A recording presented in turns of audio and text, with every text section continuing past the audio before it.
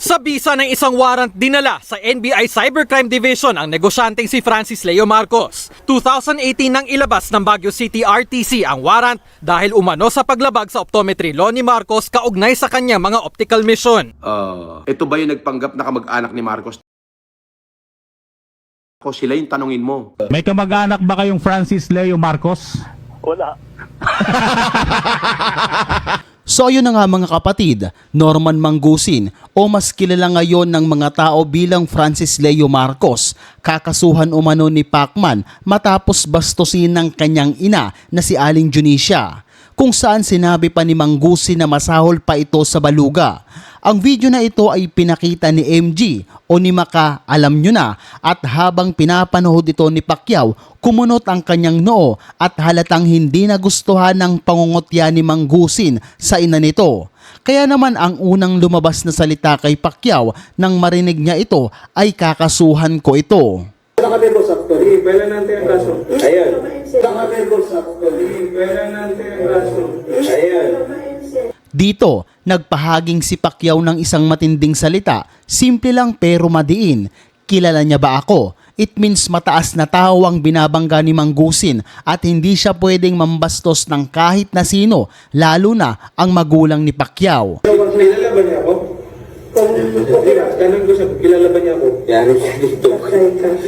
Ang laging pinagmamalaki nitong lalaking ito na kesyo siya daw ay isang Marcos, isang royal blood na tagapagmana umano ng kayamanan ng mga Marcos.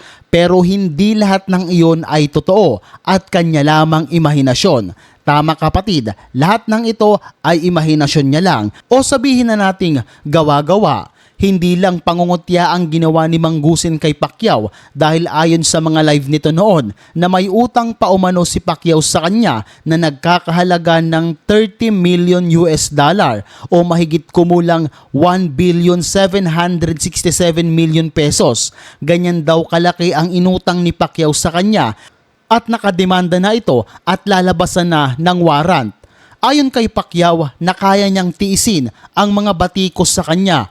Pero iba na ang usapan kapag nadamay ang kanyang pamilya. Kaya naman ngayon, kakasuhan ni Pacquiao si Manggusin dahil sa mga paratang nito at pagbintang na nagkautang umano ng higit 1.7 billion pesos. May mga videong kumakalat ngayon na magpapatunay na sinabi talaga ito ni Manggusin.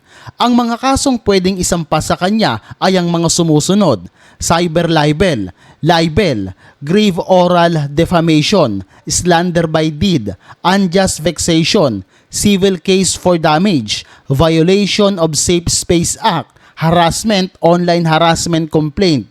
Yan ang mga maaaring isampang kaso laban kay Manggusin dahil sa kanyang mga sinabi.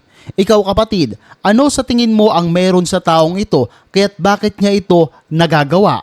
Comment mo na ba dyan sa ibaba ng videong ito?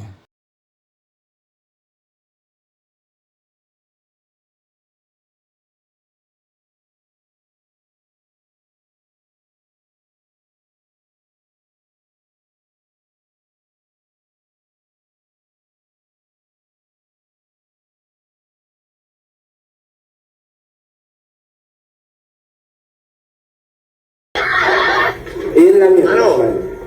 Layo ko baka masikwat ko.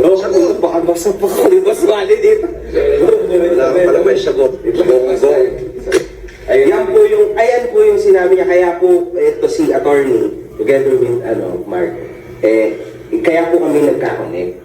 Kasi po, actually po sa message ako. Kasi mainit po ito sa internet, boss Malo. Medyo mainit po.